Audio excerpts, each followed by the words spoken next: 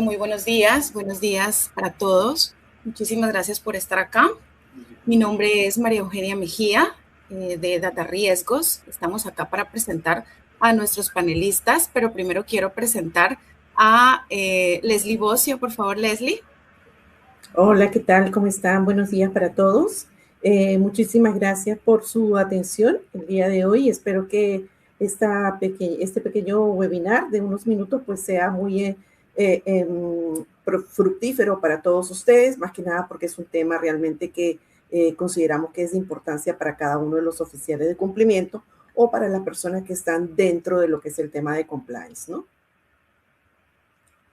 Vamos a empezar la primera exposición con la doctora Lady Córdoba. Ella es abogada de la Universidad San Martín de Porres, es de aquí de Perú, es magíster en Finanzas y Derecho Corporativo por ESAN, máster en Derecho Digital, Inteligencia Artificial y Blockchain por EVIS y doctoranda en Derecho por USIL. Cuenta con más de 15 años de experiencia en compliance y gestión de riesgo en el sector financiero y en empresas nacionales y multinacionales. Es gerente general y cofundadora de B2 Integrity y presidenta del capítulo Perú de Compliance Women International. Adelante, doctora Lady, le damos el espacio para su exposición. Gracias, Leslie. Gracias a todos el equipo de Data Riesgos por esta invitación. Y bueno, de hecho, muy importante el tema, sobre todo pues que nos encontramos acá en el primer trimestre del año y creo que ya venimos enfrentando pues nuevos retos, no solamente desde el ámbito regulatorio, ¿no? Sino también nuevos retos empresariales, ¿no? Y que eso va de la mano también justo con el tema que vamos a tocar, que es un poco más a nivel regional. Entonces, de mi lado, pues yo me voy a enfocar en 5 problemáticas muy importantes. Bueno, sin antes, pues, iniciar quizás con un problema que viene de la banca, ¿no? Y que quizás, pues, en la banca tradicional, pues, era un poco más fácil de poder manejarlo, ¿no? Pero hoy en día, con la tecnología, con las nuevas herramientas que tenemos, pues ya se vuelven escenarios más complejos, ¿no? Y sobre todo, pues para temas de prevención de lavado de activos, para poder cumplir no solamente con el KYC en un ambiente tradicional, sino que ahora estamos tornando todo el KYC pues a un ambiente más electrónico, más digital, ¿no? Entonces, un ejemplo pues básico que quizás nosotros veíamos es que los sistemas generalmente de monitoreo transaccional pues han tenido, ¿no? Una conexión directa con las operaciones de las empresas en las que nosotros pues laboramos o nos desempeñamos, ¿no? Pero hoy en día estamos hablando de mercados que están 24/7 abiertos todo el tiempo, ¿no? Entonces ya no es con la banca tradicional, que generalmente sí tienen agencias, ¿no? De horario de apertura, horario de cierre, ¿no? De atención al público. Ahora estamos viendo a otros tipos de negocios, como son también las fintech, ¿no? Que tienen atenciones pues 24/7, ¿no? Y ni qué decir también con negocios que operan con cripto, ¿no? Que es un mercado, pues, que no descansa, ¿no? Entonces, estamos pasando de estos escenarios muy tradicionales, pues, a quizás un tipo de operación que a nosotros nos toque revisar, ¿no? En la que va de la mano con una billetera cripto, ¿no? Y que incluso en segundos, pues, esa operación puede darse o pasar por hasta 3, 4 países de forma distinta, ¿no? Entonces, estas operaciones son mucho más aceleradas y el reto va a estar ahí, en cómo vamos a enfrentar, con qué herramientas también vamos a contar para poder afrontar pues estos nuevos escenarios, ¿no? Entonces, a nivel regional, que de hecho también por eso es que, bueno, agradezco también la oportunidad de estar en el panel con otras personas, otros colegas de otros países, pues el contexto regional es muy importante por estos ejemplos que iniciaban, ¿no? Ya no estamos hablando incluso de un mercado nacional, sino que estamos pasando a ser un mercado más global, ¿no? En el que operaciones, pues ahora pueden trascender las fronteras, ¿no? Y eso va a ir de la mano también con la regulación, ¿no? Evidentemente también vamos a tener pues ahora unos retos relacionados a esto, pero voy a empezar primero con el primer reto que les traía, ¿no? Y que es el uso de la inteligencia artificial, ¿no? Sabemos que la inteligencia artificial pues es una de las últimas tecnologías que ha avanzado a niveles bastante altos, lo vemos en muchos sectores, ¿no? Y el sector pues bancario, financiero, pues no ha sido ajeno a esta nueva tecnología, ¿no? Y de hecho en el compliance también es importante tenerlo en cuenta, no solamente porque existen ciertas zonas geográficas, países, ¿no? Que ya están empezando a regularlo, ¿no? El reciente reglamento de inteligencia artificial en Europa está inspirando a que otros países pues también tomen o adapten algún tipo de regulación, ¿no? En el caso de Perú, pues también es reciente el reglamento de uso de inteligencia artificial y que evidentemente está poniendo las primeras reglas de juego, ¿no? Con el uso de la IA, ¿no? Y en compliance es mucho más importante también porque existen ciertas prácticas que evidentemente la podemos utilizar para realizar KYC, para realizar verificaciones, para poder hacer tratamiento quizás de información pública, ¿no? Pero en realidad tenemos que ser muy cautelosos, ¿no? Hoy en día la inteligencia artificial, si bien es cierto, nos ayuda muchísimo a poder quizás gestionar mejor nuestros tiempos para tareas que son rutinarias, ¿no? Tenemos que ser muy cuidadosos en el uso que le damos para no estar vulnerando pues otros derechos como son la protección de datos personales de otras personas, ¿no? O de nuestros propios clientes, ¿no? O de estar filtrando información que es confidencial para la empresa, ¿no? Entonces va de la mano también con que nuestra cultura organizacional, todos los trabajadores, colaboradores también estén alineados, ¿no? De hecho, hay empresas, ¿no? que están tomando acciones pues mucho más drásticas, ¿no? Están pues limitando el uso de las IAs genéricas en las computadoras, ¿no? O en los celulares que se les da a los trabajadores, ¿no? Entonces, como todo esto es nuevo y también vamos evolucionando, vamos avanzando, pues tenemos que tener mucho cuidado en cómo lo estamos utilizando, ¿no? Hay herramientas, ¿no? Tecnológicas que ya utilizan inteligencia artificial, pero evidentemente son entornos más controlados, ¿no? Porque tenemos detrás, pues, empresas que van a estar alineados con la regulación y que nos van a dar, pues, ciertos mínimos requisitos de seguridad que van a cumplir. Entonces, tengamos cuidado en el uso de inteligencia artificial general abierta, ¿no? Otro segundo problema que justo va en línea del ejemplo de banca tradicional versus banca actual o moderna, pues es el uso también de la blockchain, ¿no? Y cripto.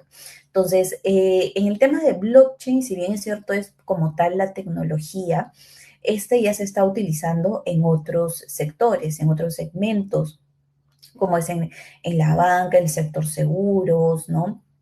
También en el sector agricultura, ¿no?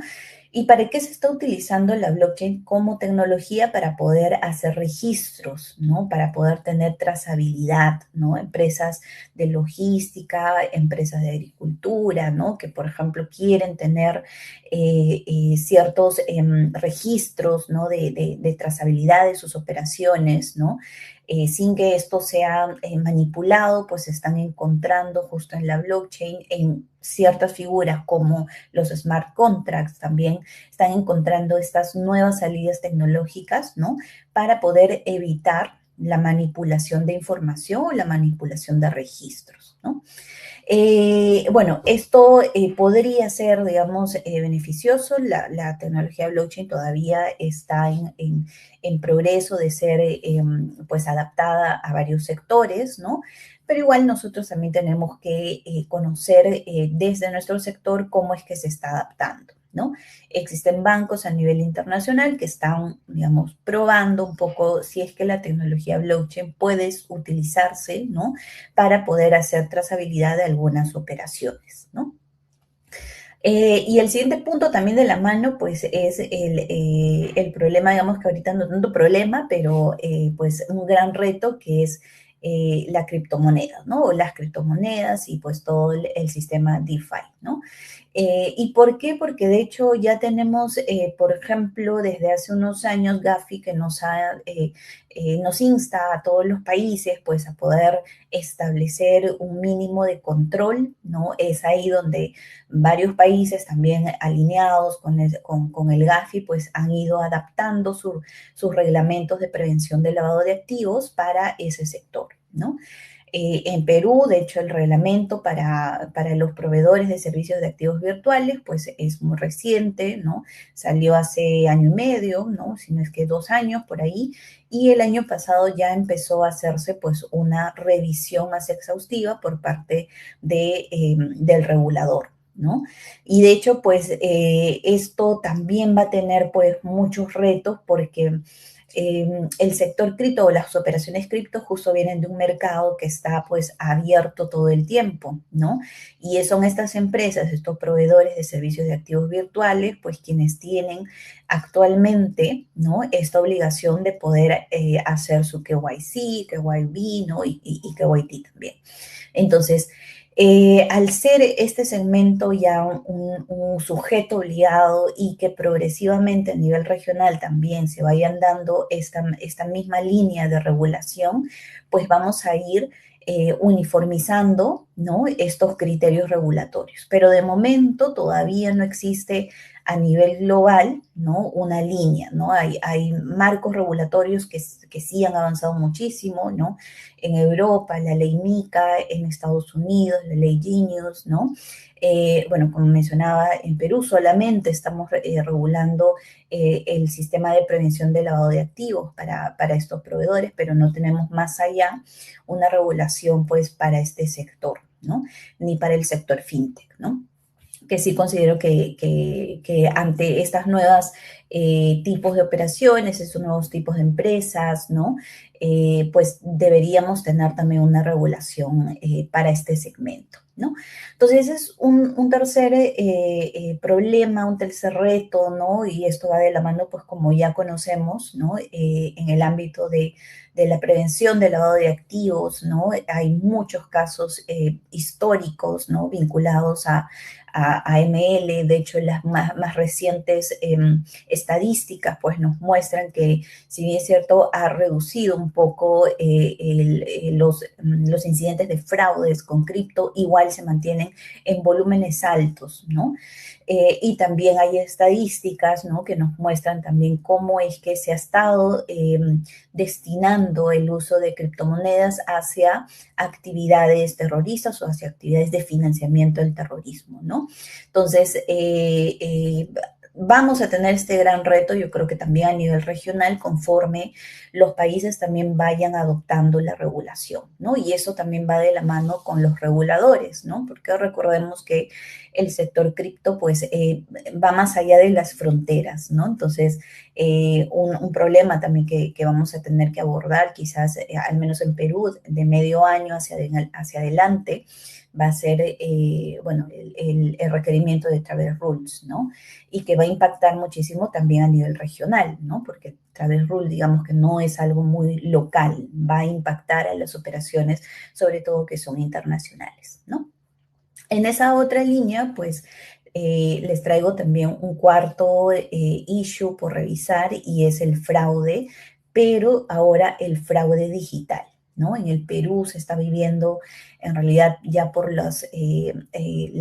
el elevado índice, ¿no? De criminalidad que tenemos, ¿no? Sumado con que también los delincuentes ahora cuentan con herramientas tecnológicas, el fraude digital ha crecido muchísimo en estos últimos años, ¿no? Sumado, como mencionaba, pues a consecuencia de todo el índice de criminalidad que ha aumentado en Perú, ¿no? Y hoy en día, pues, es mucho más fácil para el delincuente, pues, hackear celulares, ¿no? Que te hackeen tus computadoras, ¿no?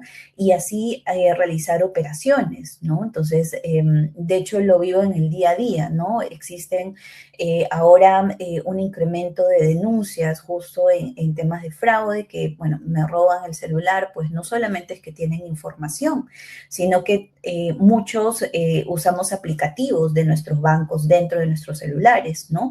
Y si es que nos roban, pues, nuestras pertenencias, ahí ya pueden hacer transacciones, ¿no? Desde nuestros aplicativos. Y si encima tienen información personal nuestra, como es nuestros documentos de identidad, ¿no? Tienen acceso a nuestros correos, pues válidamente pueden hacer operaciones, ¿no? Sí, efectivamente, del otro lado también dependerá mucho y el reto ahí está pues de las fintech sobre todo, ¿no? El ver cómo van a tener los controles, ¿no?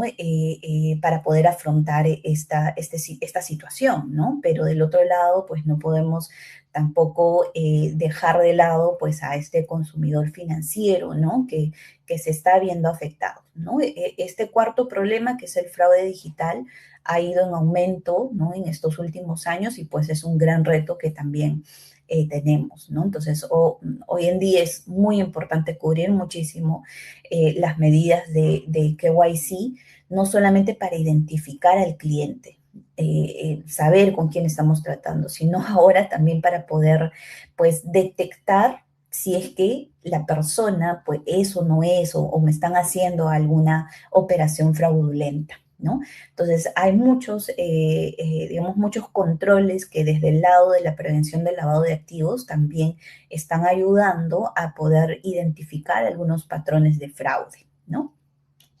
Y un quinto issue que también quería comentarles, ¿no? Es el tema de fragmentación regulatoria, ¿no? Pues mencionaba, nosotros a nivel Latinoamérica, sobre todo, y con la expansión de las fintechs, que no solamente están en Perú, muchas están en 3 o 4 países a nivel Latinoamérica, ¿no? Se va a tener ahí también un reto muy importante, porque si yo opero quizás en 2 o 3 países, que la regulación todavía no es uniforme, y quizás pues en Colombia tenemos una regulación pues más expresa, quizás en Perú lo tenemos, pero por un estándar un poco más bajo, o quizás en otro país pues no lo tenemos, ¿no? Entonces, esta fragmentación regulatoria efectivamente es de impacto hacia las empresas, sobre todo que operan en más de una zona geográfica, ¿no? Pero digamos que vamos a poder identificar si tenemos una regulación que tiene mayores estándares, pues evidentemente nos sirve para poder hacer una alineación hacia las demás empresas que también conforman el grupo, ¿no? El tema, como mencionaba, los temas de cripto y los proveedores de servicios de activos virtuales, pues va a ser un gran reto también ahí, porque la regulación regional todavía no es uniforme como tal, ¿no? Entonces, esos eran, digamos, que mis 5 retos que traía para poder compartirlo con ustedes, ¿no? Y bueno, solamente para poder terminar, pues ya el futuro, pues de la prevención del lavado de activos, del KYC, que lo estamos viendo desde ahora, pues ya tenemos que cambiar, a tornar a ver qué herramientas tecnológicas, pero con cautela, podemos tomar para poder gestionar mejor los riesgos, el KYC, el KYB, ¿no? Y si es que nosotros queremos sacar productos digitales, también tenemos que ser muy conscientes de los riesgos a los que nos vamos a afrontar, ¿no? Para poder tomar mejores decisiones y identificar pues los mejores controles que me permitan a mí lanzar un producto pues más robusto, ¿no? Con mejores controles para poder prevenir, ¿no? Y que se materialicen los riesgos, ¿no? Entonces, eso hasta ahí. Espero que pues nos encontremos igual en otras oportunidades, ¿no? Y poder seguir revisando también a nivel regional qué otros retos vamos a tener en adelante. Muchas gracias. Gracias, doctora Lady Córdoba de Veto Integrity, que nos ha dado realmente unas pautas y una ampliación de conocimiento en cuanto a cómo Centroamérica y Sudamérica se alinean para frente a los nuevos riesgos y exigencias regulatorias. Muchísimas gracias por la exposición que nos ha dado y bueno, María Eugenia va a presentar a nuestro siguiente ponente. Muchísimas gracias, doctora. Muchas gracias. Bueno, y ahora tenemos a la licenciada Isamari Sánchez. Ella tiene un doctorado en Derecho con énfasis en Derecho Civil, siendo la primera mujer en obtener el título de doctora en Leyes de la Facultad de Derecho y Ciencias Políticas de la Universidad de Panamá, maestría en Propiedad Industrial, Intelectual y Tecnológica de la Información de la Universidad de Alicante, experiencia profesional en firmas y posteriormente en la Superintendencia de Bancos de Panamá como asesora legal, embajadora de Panamá en Francia y cónsul general de Marsella, y tiene más de 15 años de trayectoria profesional en la docencia. Muchísimas gracias, licenciada, por estar acá. La dejo entonces para su exposición. Buenos días a todos, agradecida con Data Riesgos por esta invitación y pues complacida de estar en este panel con especialistas de tan alto nivel. Si bien esa alineación regional de la que estamos conversando, yo quisiera iniciar de la posición de mi país y cómo se ha alineado en esa integración regional tan necesaria en materia de nuevos retos regulatorios que tenemos en tema de prevención del lavado de dinero. Y vamos a basar nuestra ponencia en 5 puntos importantes. 1. ¿Qué hemos logrado? Panamá ha pasado de ser observado por sus riesgos a ser evaluado por sus resultados. Evidencia de eso ha sido la salida de la lista gris de Gafi de la Unión Europea, donde en materia de prevención del lavado de dinero Panamá ha presentado con gran efectividad, que posee una superintendencia de sujetos no financieros robusta y estructurada, que ha organizado un registro de beneficiario final con el apoyo del sector abogados en Panamá muy completo.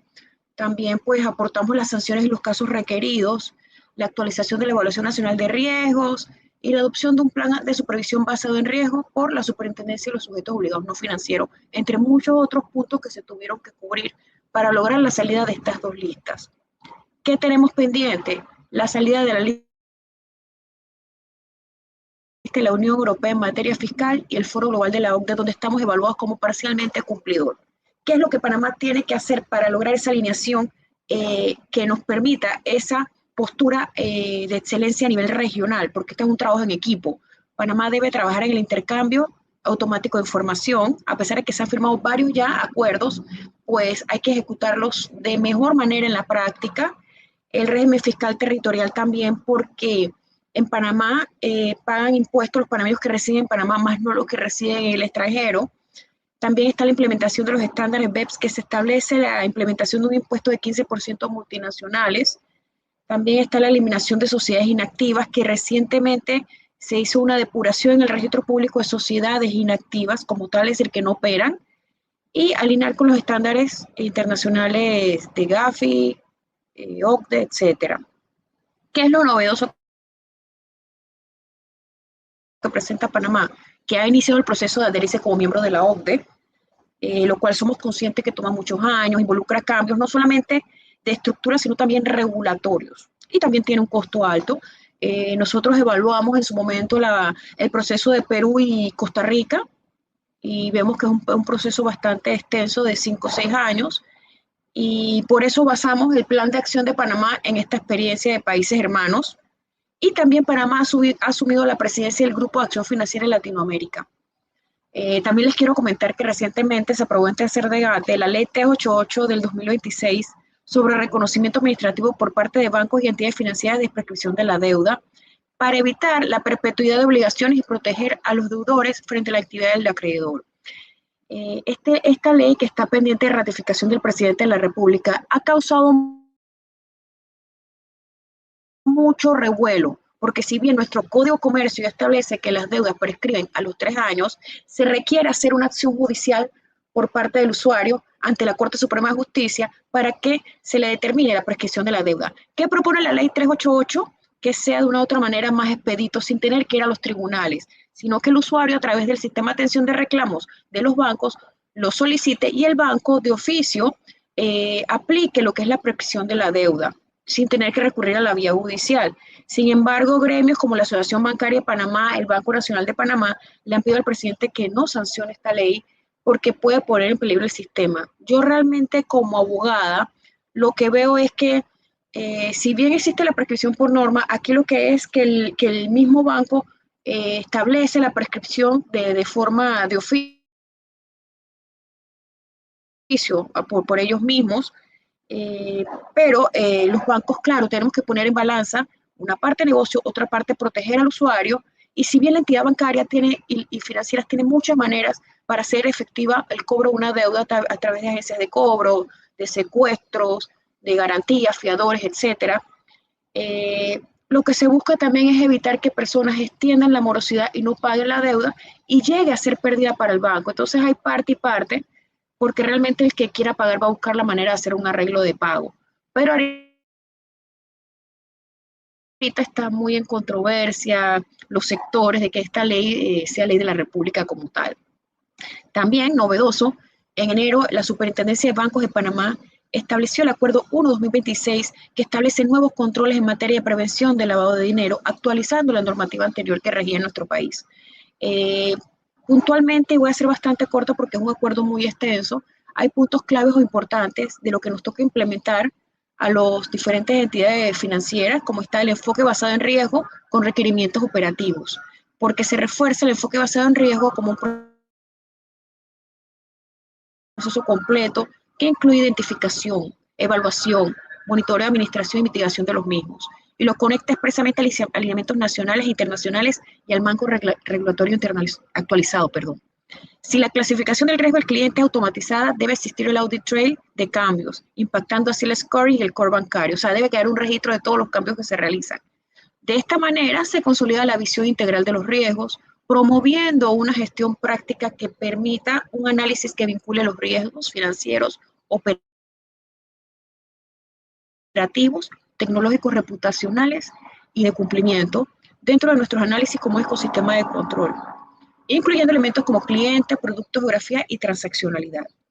En cuanto al monitoreo transaccional, si bien el monitoreo es regulado de carácter obligatorio, con esta nueva regulación se exige que el mismo se alinee al perfil de riesgo y herramientas señaladas, buscando consistencia en modelos, garantizando una uniformidad y formalidad en los resultados obtenidos.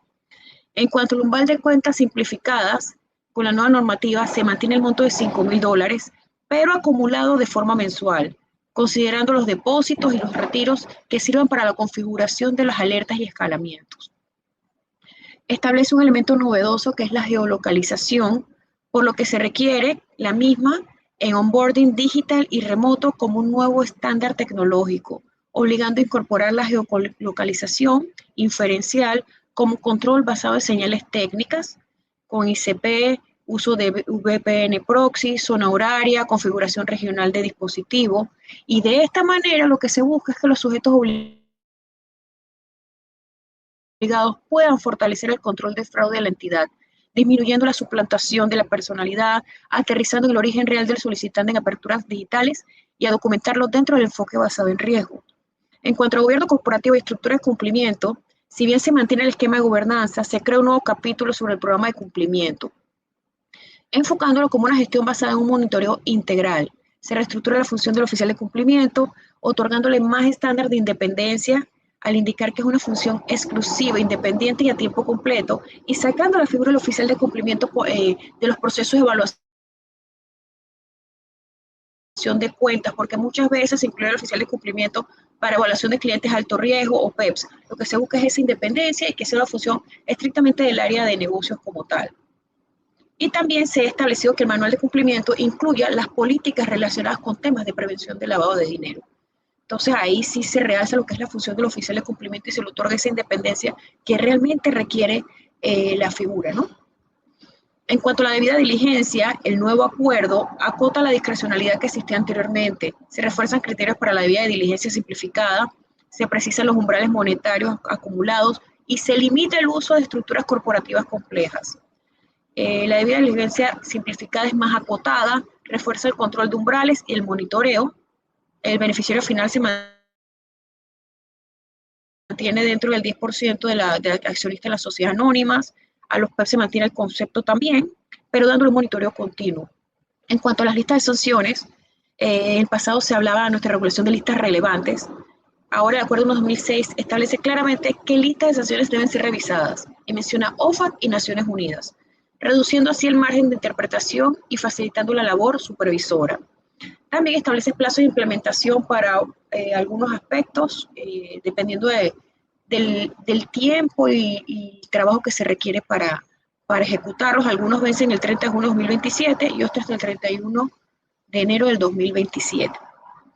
Al establecer criterios más claros y uniformes, vemos que se facilita la labor supervisora y de ejecución por parte del regulador, trabajando en la exigencia de los requerimientos, sin cambiar la filosofía de los controles y aportando más claridad a la norma, reduciendo las ambigüedades, estableciendo expectativas más precisas sobre los roles, responsabilidades y procesos. Consideramos que este nuevo acuerdo se alinea de forma más clara con los principios de Basilea, las mejores prácticas de gobierno corporativo y las expectativas de los evaluadores internacionales. Esto es particularmente relevante en un contexto donde Panamá sigue bajo escrutinio y necesita demostrar madurez regulatoria y efectividad real.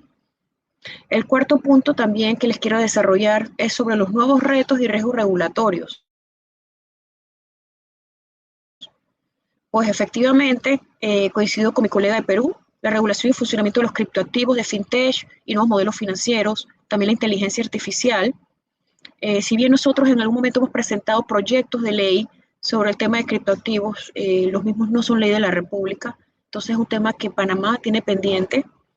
También mejora en la transparencia, las estructuras complejas e identificación del beneficiario final. Si bien hemos regulado y en la práctica hemos trabajado mucho en esto, todavía hay que hacer una depuración sobre estructuras complejas.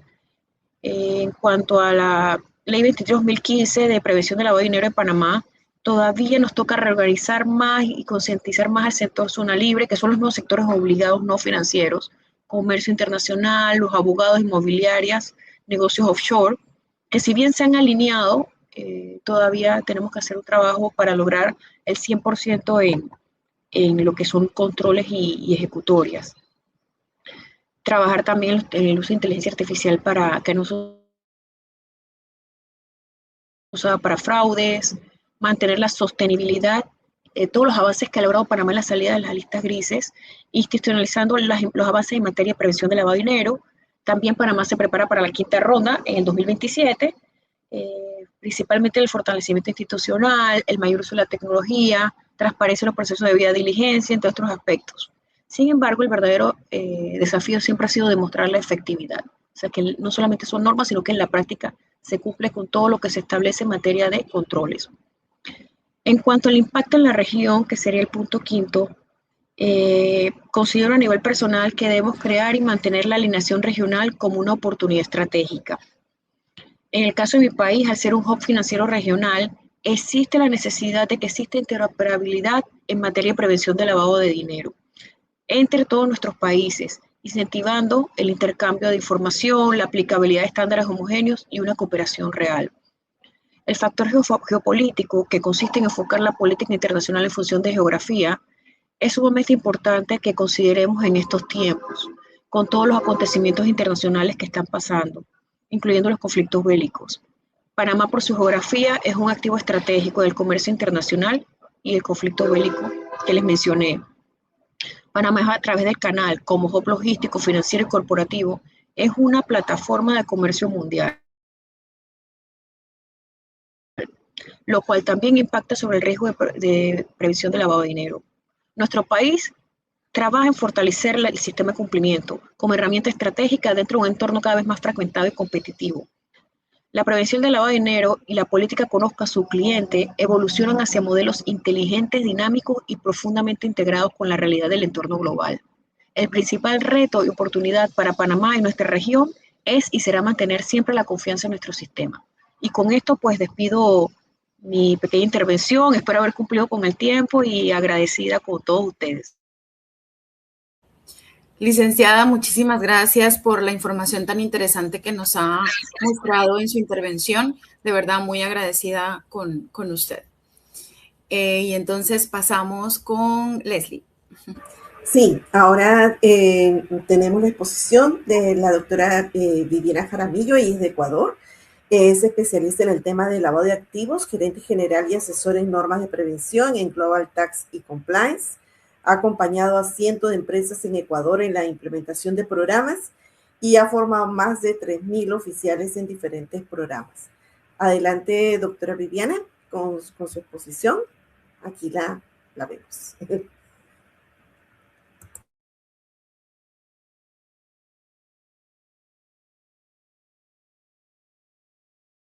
Está la doctora Viviana. A ver, no la veo.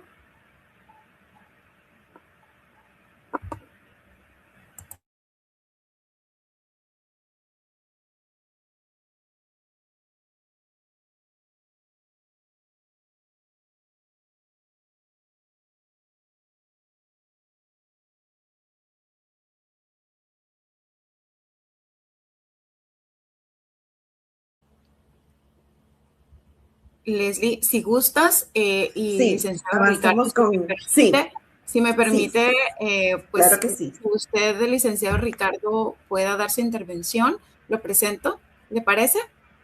Sí, claro que sí. Adelante con El Salvador entonces.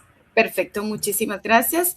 Vamos a presentar entonces al licenciado Ricardo Pérez. Él es abogado y notario con más de 20 años de experiencia en el sector financiero, con una trayectoria consolidada en la gestión de riesgos legales, regulatorios y de cumplimiento.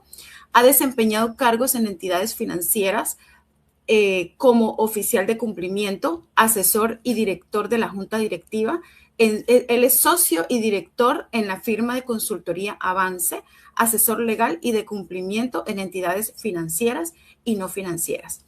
Entonces, muchísimas gracias por estar acá, licenciado, y lo dejo entonces para su intervención. Muchas gracias.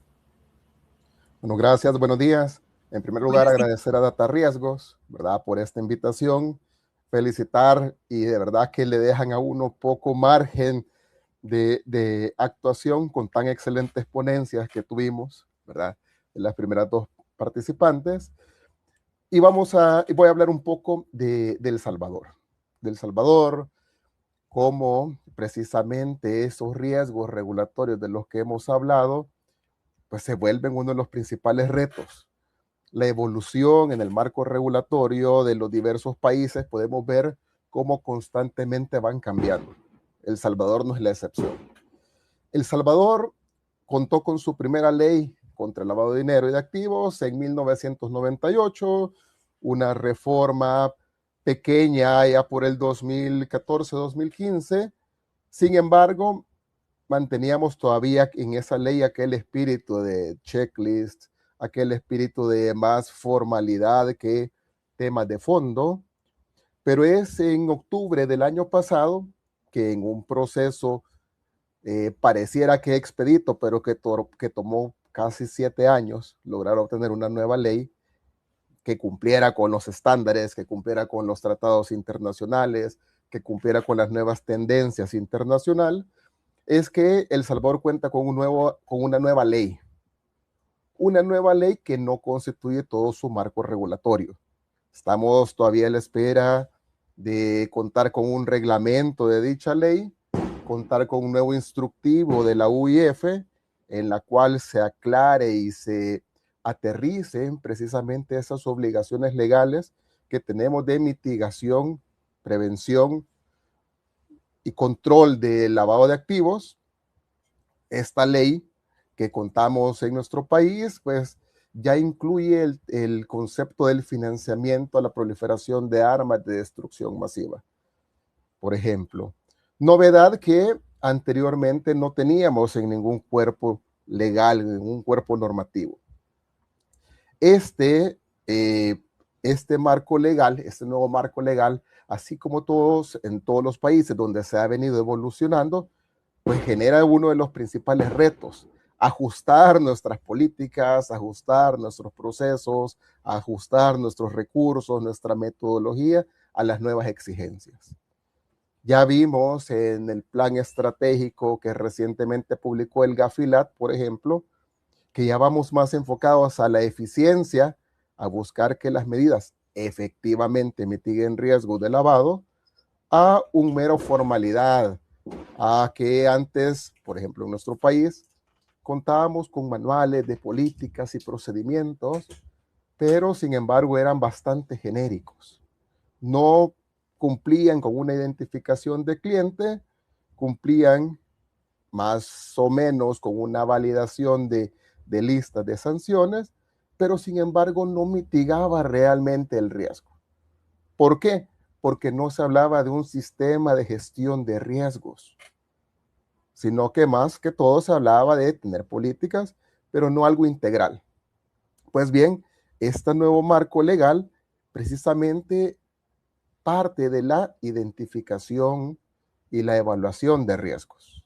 Ese es otro gran reto para todas las entidades, tanto las entidades financieras como para las actividades y profesiones no financieras designadas. ¿Por qué? Porque la banca, sabemos que desde la primera versión de los estándares internacionales, precisamente iba enfocado a ellos, a los bancos, y a su riesgo de ser utilizados por delincuentes para lavar dinero, producto del narcotráfico principalmente, y que poco a poco se fue extendiendo a más delitos, a otros sujetos obligados. Pues bien, estos sectores que no son bancos tienen un gran reto.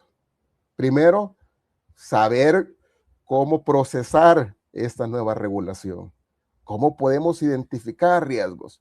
Tenemos documentos, por lo menos de referencia, para todos los sectores.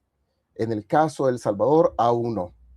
Vemos, por ejemplo, países como Colombia, Ecuador, Perú, que al ingresar a las páginas de la UIF, pues ya hay directrices específicas para estos sectores, ¿verdad? Ya las personas que muchas veces no tienen una preparación o no tienen tanta experiencia en la gestión de riesgos de lavado, pues se les complica más. Con esas directrices, esos retos pues son más fáciles de superar. En nuestro país, también adaptados a las tendencias de los estándares internacionales, ya se centra el tema de gestión de riesgos con el enfoque basado en riesgos. Allá legalmente hablamos de enfoquémonos en los riesgos, califiquemos los riesgos, ataquemos los riesgos, evitemos, por ejemplo, la limitación sin ningún respaldo al acceso a productos financieros. Nuestro país con esta nueva ley obliga, por ejemplo, a las entidades financieras, y eso es algo muy bueno, obliga a hacer una evaluación individualizada de riesgos. ¿Para qué? Para poder precisamente tomar una decisión de o no aceptar ese potencial cliente o dar por terminada la relación comercial con un cliente. Pero ¿eso qué requiere entonces? Precisamente implementar políticas de debida diligencia, de conocimiento de clientes más robustos, más aterrizados. Eso es uno de los retos que tenemos. Nuestro país, desde el 2021, sí ya viene propiciando la adaptación y adopción de las medidas de gestión de riesgos a diversos sectores, esos sectores no financieros. Con unas reformas que hubieron allá en el 2015, lastimosamente pasamos de entidades financieras a entidades financieras y cualquier sociedad mercantil. Creamos un universo de sujetos obligados que era demasiado grande. Con esta nueva ley ya se limitan pues a esos sujetos obligados, actividades y profesiones no financieras designadas en base al GAFI. Las casinos, juegos de casas de suerte, de azar, de transporte, intermediación inmobiliaria, etcétera, ya son sujetos obligados en base a nuestra regulación. ¿Pero qué requiere eso? Que esos nuevos participantes, ¿verdad?, también logren el estándar que tienen las entidades financieras, que han logrado con los años de experiencia en la materia. Para ello, ¿qué va a ser necesario? Pues precisamente contar con sistemas, contar con la automatización de procesos que permite una adecuada gestión de riesgos. Una de las grandes ventajas que ha traído, y en sintonía a las tendencias internacionales, esta nueva regulación en El Salvador, es establecer un régimen sancionatorio administrativo. Es decir, que anteriormente el no cumplimiento a una obligación administrativa, por así decirlo, no tenía una sanción específica. Ahora sí. Tenemos sanciones para sujetos obligados, para los funcionarios, empleados, auditores, directores, etcétera, de esos sujetos obligados. ¿A qué conlleva eso? A precisamente un mayor compromiso de los participantes, ¿verdad?, de estos sujetos obligados, para dar un adecuado cumplimiento a la ley. Algo novedoso que tiene la ley en El Salvador es que crea un comité interinstitucional de entidades que van a fiscalizar el tema. Porque la supervisión, recordemos, siguiendo con los estándares internacionales, tiene que también ser una supervisión con un enfoque basado en riesgos. Tenemos, hablando de los activos virtuales, en nuestro país el caso de la CENAD, ¿verdad? Que es esta entidad que regula y supervisa los activos digitales. Una entidad gubernamental que con la aplicación de ese enfoque basado en riesgos, precisamente ha preparado el personal primero en conocer qué son los activos digitales, cómo funcionan, qué riesgos generan, etc. Porque uno de los retos que todos tenemos en los diversos países, uno ya más superados que otro, es precisamente que no solo los sujetos obligados nos preparemos, sino también las autoridades que van a revisar y supervisar que tengan ese conocimiento. ¿Por qué? Porque cada entidad tiene sus características propias, sus tipos de servicios, su forma de operar. Y por supuesto, supervisar a estos también requiere de especialización aún mayor para los entes de supervisión. Como mencionaban en las participaciones anteriores, el tema de la regulación, ¿verdad?, ya hablando tal vez un poco más genérico, se vuelve crítico principalmente cuando hoy las fronteras casi que las vemos únicamente en los mapas, ¿verdad? Ya brindar servicios, tener acceso a diversos productos o servicios con la tecnología, hoy las fronteras casi que dejan de existir. ¿A qué conlleva eso? A que no solamente tenemos que conocer la regulación local, tenemos que conocer la regulación de nuestros clientes, de nuestros proveedores, de los otros países con los que vamos a hacer operaciones.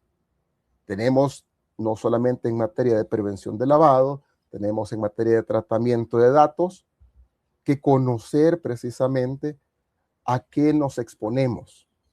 ¿Por qué? Porque el riesgo de incumplir por desconocimiento es sumamente grande.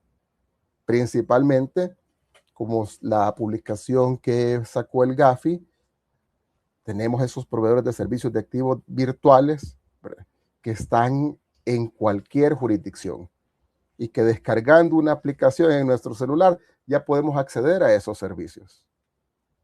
Entonces, eso es para mí uno de los principales retos.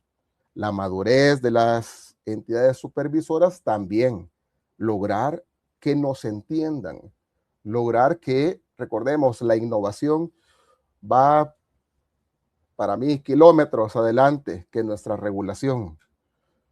Y lograr alcanzarlos con una supervisión efectiva, pues, es un gran reto para todos los países. Para los participantes, para los sujetos obligados, para los APNFDs, para las entidades financieras, pues también lograr ya no depender tanto de las personas, sino de controles ya más automatizados. Sistemas que nos permitan no solamente realizar las acciones, sino que resguardar y documentar que efectivamente hemos realizado esas acciones. Detallar precisamente cuál es el objetivo, conocer y que generar una cultura en cada una de las entidades y como una cultura de país, pues también es otro de los retos grandes que tenemos. ¿Cómo logramos superar ese tipo de retos? Pues precisamente mediante la educación, capacitándonos, abriendo espacios como este, que muchas felicidades a Data Riesgos por este espacio, que sirven precisamente para tener una noción, una pincelada de lo que en la región pues debemos de conocer y a lo cual estamos expuestos. Creo que ya alcancé el tiempo, ¿verdad? Pudiera seguir hablando, pero todavía nos falta. Muchas gracias, licenciado Ricardo, por su intervención. Muy interesante la información, muy agradecida con usted. Y bueno, entonces pasamos ahora con... Sí, ahora estamos, sí, así es, para continuar con el tema de cómo Centroamérica y Sudamérica se alinean frente a nuevos riesgos y exigencias regulatorias, pues tenemos a la doctora Viviana Jaramillo, ella es de Ecuador, es especialista en el tema de lavado de activos, gerente general y asesor en normas de prevención en Global Tax y Compliance, ha acompañado a cientos de empresas en Ecuador en la implementación de programas y ha formado más de 3.000 oficiales en diferentes programas. Adelante, doctora. Disculpe, tuvimos un pequeño problema tecnológico, que son cosas que suceden cuando estamos en vivo, pero adelante con su exposición y muchísimas gracias de antemano por la oportunidad de poder escucharla. No se preocupen, muchas gracias a Data Riesgos por la invitación. Es un gusto para mí poder compartir con ustedes y también con los panelistas que han estado el día de hoy. A quienes ya han hablado bastante de los riesgos que compartimos, como bien se ha mencionado, somos países hermanos y como eso mismo compartimos riesgos parecidos, así que voy a hacer tal vez un pequeño resumen y agregar un poco de lo que ya se ha hablado también en honor al tiempo. Simplemente hacer también algunas cosas puntuales de lo que qué es lo que sucede en Ecuador, lo que ha sucedido en estos últimos años con la legislación ecuatoriana. Bueno, el Ecuador aprobó una nueva ley en el año 2024, una nueva ley en el tema de prevención de lavado de activos que entró en vigencia un año después de su aprobación. Eso fue en julio del año 2025. Su reglamento fue ya también publicado en febrero de este año. Entonces, digamos que hoy contamos ya con el espectro casi completo para poder empezar con su aplicación general, ¿no? Entonces, esta nueva ley lo que busca realmente es enfocarse mucho en el enfoque basado en riesgos, ¿sí? También, obviamente, ha creado algunas nuevas entidades como el CONCLAF, ¿no? Que también va a realizar algunos comités, algunas mesas técnicas de diferentes sectores que se van a enfocar en diferentes sectores, ¿no? Bancario, APNFD, ¿sí? Para mejorar, obviamente, muchos aspectos, ¿no? Como de manera general, eso es lo que está pasando en el Ecuador en temas legislativos. También debo decir que en el tema de transparencia hacia lo público, también tenemos la Secretaría de Transparencia que está trabajando hacia las entidades públicas también apliquen algunos temas de cumplimiento enfocados hacia la transparencia, ¿no?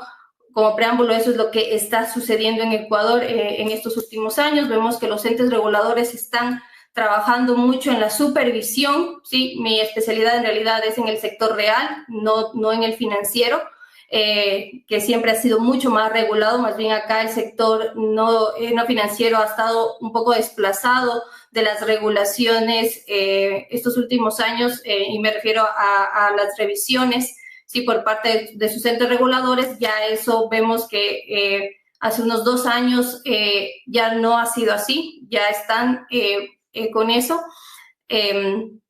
También vemos que nuestra unidad de análisis financiero está realizando justamente, y es de lo que voy a hablar más adelante, un poco este año ha implementado un plan nacional estratégico 2026-2030, donde abordan pues lo que va a suceder o lo que van a realizar sobre los riesgos estratégicos, los riesgos emergentes del Ecuador, ¿no? Entonces, dentro de muchas otras situaciones está la capacitación hacia los sujetos obligados, que debo decir es algo que habían tenido descuidado algunos años y ha sido tomado con mucha fuerza este año están capacitando mucho a los sujetos obligados, sector no financiero me refiero, ¿no? Como he mencionado, un sector un poco olvidado por parte y que obviamente es un actor fundamental dentro del sistema antilavado de un país. No solo es el financiero, somos obviamente los no financieros mucho más, y es donde se configura gran parte de las tipologías, ¿no?, de lavado de activos que inclusive podemos analizar,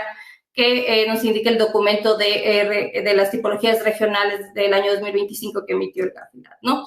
Es un poco de preámbulo. Entonces, ¿qué es lo que yo puedo destacar que está sucediendo en el Ecuador y que también ya lo han hablado algunos de los panelistas?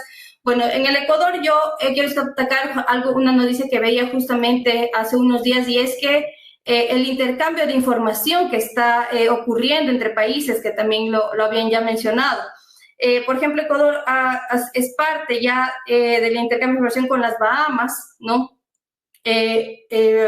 Con el anexo CRS, ¿no? Es un anexo que tiene que ver con el tema financiero, ¿no?, que nos habla de la identificación de beneficiarios finales, que sean residentes fiscales, en este caso ecuatorianos, una información muy importante que ahora vamos a tener el Ecuador sobre quienes tienen estos datos en las Bahamas. Entonces, esto es un gran paso hacia la transparencia. Vemos que tarde o temprano todos los países se van a acoplar a esto. Ya no hay país donde vamos a poder ocultar la información, no hay país donde vamos a poder crear una empresa y vamos a quedar ocultos, ¿no?, que es siempre lo que vemos que se está buscando, ¿sí? Entonces, esto también es un paso muy importante y creo que todos vamos a migrar hacia este punto, ¿sí?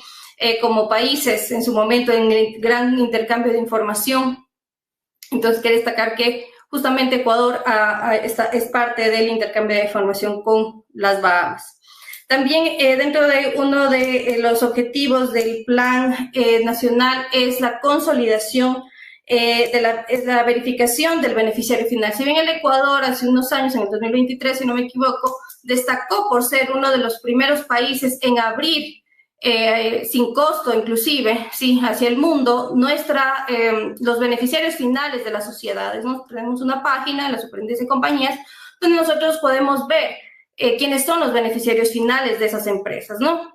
Entonces, sin embargo, existen otro tipo de empresas en el Ecuador que se pueden constituir y otro tipo, digamos, de diferentes personas jurídicas que obviamente no están dentro de ese catastro, ¿sí? Entonces, igual, esa es una parte de los objetivos del plan estratégico porque sigue siendo un riesgo emergente para el país, esta opacidad del beneficiario final, ¿sí? Entonces, uno de los objetivos es seguir fortaleciendo eso, que existe un mecanismo en el que tal vez no sea tan abierta esa información, sino que los oficiales de cumplimiento puedan acceder a ella de una manera privada, por así decir. Ese es el gran plan que se puede ver para que podamos acceder a ese gran catastro. Justamente dentro del reglamento que salió en febrero, nos habla de que va a haber ya un intercambio de información entre lo que es nuestro servicio de rentas internas, ¿sí?, nuestra administración tributaria,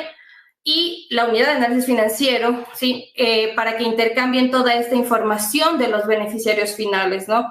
Para que ya nuestra unidad de análisis tenga toda esa información y tal vez sea ya el preámbulo para que como oficiales de cumplimiento obtengamos ese acceso a ese gran catastro de beneficiarios finales de todas las sociedades, ya no solo de las que mencionaba son públicas, ¿no?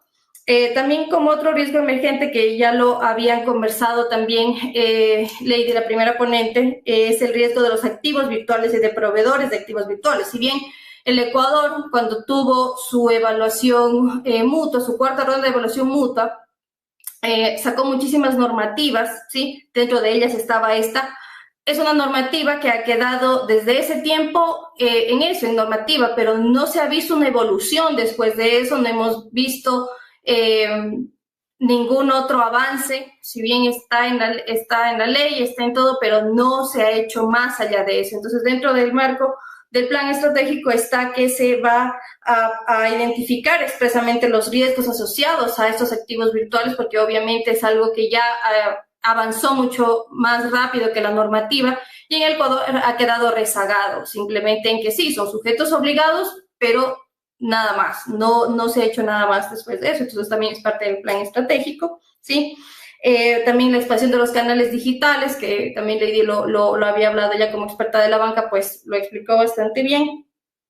Y pues obviamente también tenemos en el Ecuador otro gran problema, que es el crecimiento de las entidades financieras no autorizadas, ¿sí? Nuestra superintendencia de bancos detectó solamente el año pasado 68 entidades financieras no autorizadas, ¿sí? Lo cual obviamente esto crea grandes problemas y situaciones a nivel de país, ¿no? Entonces ellos también están constantemente en esta situación. También es uno de los riesgos emergentes que nosotros tenemos identificados como país, ¿no? Y obviamente es parte de lo que se va a tratar y abordar en este Gran Plan Nacional de 2026-2030, ¿sí? Otro de los desafíos, digamos, que como país nosotros tenemos y que también es uno de los aspectos que se va a tratar es mejorar la calidad de los reportes de operación sospechosa, ¿sí? Y también es algo que la UAFE, entiendo yo, en su momento se dedicará también a capacitar en base a eso para que haya una mejor calidad, una retroalimentación, ¿sí? Porque busca que eso también le lleve a generar mejores investigaciones, mejores resultados, ¿no? Y de detectar mejores inusualidades ya a la interna, ¿no? Que es de donde, a través de sus reportes, se nutre la área de análisis financiero y económico, ¿sí? Entonces, obviamente, nosotros como sujetos obligados, nuestro primer deber, y siempre lo destaco, sobre todo los no financieros, es realizar un buen proceso de debida diligencia, ¿no? Y saber identificar a nuestros clientes, saber realizar un proceso de debida diligencia donde podamos identificar más allá de un checklist, más allá de otro, analizar la transaccionabilidad, sí, para también saber y detectar estas inusualidades a tiempo y si es necesario poder realizar un reporte de operación sospechosa y que este reporte de operación sospechosa tenga los suficientes elementos de convicción para que sea de utilidad para el análisis financiero económico, porque no es que deseen tener más reportes, sino que sean reportes que cumplan con los principios, digamos, que este reporte debe tener, ¿sí? Entonces, eso es un poco lo que yo de mi parte puedo compartir y que creo que es de aspecto regional. Todos también compartimos un poco las mismas situaciones, los mismos riesgos por el mismo hecho de la cercanía que tenemos como país.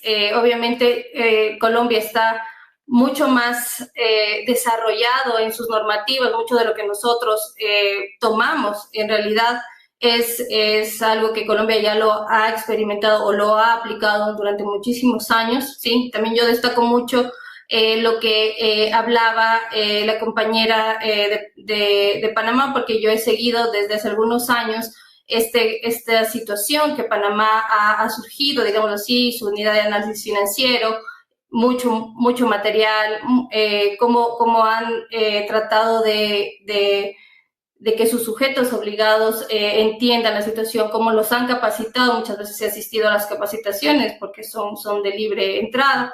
Entonces, todos los países que han hecho todo este esfuerzo de salir Panamá ha hecho un gran esfuerzo para salir, como bien lo mencionaba usted. Entonces, creo que todos compartimos esta situación. Eso es lo que yo les podría aportar de mi parte. Muchas gracias. Muchísimas gracias, doctora Viviana, por su exposición. Realmente ha sido muy, muy provechosa para todos los participantes. Y ahora seguimos con María Eugenia, que nos cuenta qué tenemos para ustedes. Bueno, muchísimas gracias por tan enriquecedoras intervenciones. A cada uno de ustedes de verdad les agradecemos muchísimo. Data Riesgos es un servicio especializado, para hablarles un poquito de Data Riesgos, porque cada uno de los panelistas han hablado de Data Riesgos, pero no hemos hablado de Data Riesgos. Entonces, bueno, nosotros tenemos un servicio especializado en la consulta de listas restrictivas, tanto a nivel nacional como a nivel internacional. También dentro de la herramienta hay buscadores de noticias y bueno, es una herramienta pues que definitivamente es esencial para garantizar el cumplimiento de las normativas, prevención de lavado de dinero. Así que tenemos también para ustedes, para que puedan agendar una demo, y que puedan navegar dentro de la herramienta, poder asignar una demo a la empresa o a ustedes para que puedan navegar dentro de la herramienta y tengan 5 validaciones. No, yo soy para lo que es el tema de Sudamérica, estoy para lo que es el tema de Perú, Chile, Ecuador y Argentina. Bueno, sí, así como menciona María Eugenia, hemos estado hablando de mucha normativa, de mucha regulación en cuanto a lo que es el tema de lavado de activos. Pues lo que intenta Datarriesgo es apoyarlo y ayudarlo en tener una gestión mucho más práctica y óptima, siempre bajo las mismas regulaciones que la Unidad de Información Financiera nos exige. Datarriesgo es una herramienta muy práctica para que puedan ustedes generar los reportes en forma muy sencilla, haciendo las búsquedas en las listas sancionadoras en el mismo momento. Es decir, no somos una base de datos, somos una herramienta que busca en cada una de las fuentes, tanto en las listas sancionadoras nacionales, internacionales, como lo que es la gestión de noticias, buscadores adicionales que también puedan ayudar a generar un reporte y hacer una búsqueda realmente fidedigna de cada uno de los clientes, proveedores o de las personas que nosotros tengamos que validar. Sí, yo estoy para lo que es el tema de Perú, Argentina, tenemos Chile, Ecuador, y pues gustosa de poder atender, ¿no? Muchísimas gracias, Leslie. Y bueno, mi persona, María Eugenia Mejía, que estoy encargada de Panamá y Centroamérica. Así que pueden agendar, pueden llenar el formulario y pues nosotros nos pondremos en contacto con ustedes para poder crear el demo y que puedan pues conocer de la herramienta, ¿no? Y poder navegar dentro de la herramienta y hacer las debidas validaciones que les estaremos dando en el demo. Y bueno, ahora tenemos un video para que puedan conocer un poquito más de la herramienta, no sin antes hacerles nuevamente la invitación de llenar el formulario para poder comunicarnos con ustedes. Muchísimas gracias. Y muchísimas gracias a nuestros panelistas. De verdad, muchísimas gracias por aceptar la invitación de estar acá con nosotros. En el intrincado mundo empresarial, las compañías se enfrentan a una serie de desafíos, siendo uno de ellos la complejidad de comprender a fondo a sus clientes, proveedores y empleados. Las prácticas tradicionales obligan a las empresas a dedicar largas horas a la validación minuciosa de cada detalle, un proceso que resulta lento, costoso y susceptible a errores. Esto puede tener un impacto negativo en la reputación de la empresa, así como en su capacidad para cumplir con las regulaciones. Sin embargo, como en toda gran narrativa, surge una solución. Datarriesgos es una herramienta innovadora que simplifica el proceso de gestión del conocimiento del tercero y el cumplimiento normativo. Datarriesgos ofrece una serie de características distintivas que lo posicionan como una solución líder en el mercado, incluyendo actualización en tiempo real, consultas masivas, asistencia 24/7, estadísticas detalladas. Datarriesgos.com realiza búsquedas automáticas en listas internacionales como la ONU, la Unión Europea y OFAC, así como en listas nacionales de cada país. Más de 240 listas internacionales, cobertura en más de 82 países. Gracias a Datarriesgos, las empresas pueden alcanzar eficiencia, seguridad y confianza en sus relaciones comerciales. Proteja su compañía ahora mismo. Contáctenos y obtenga más información.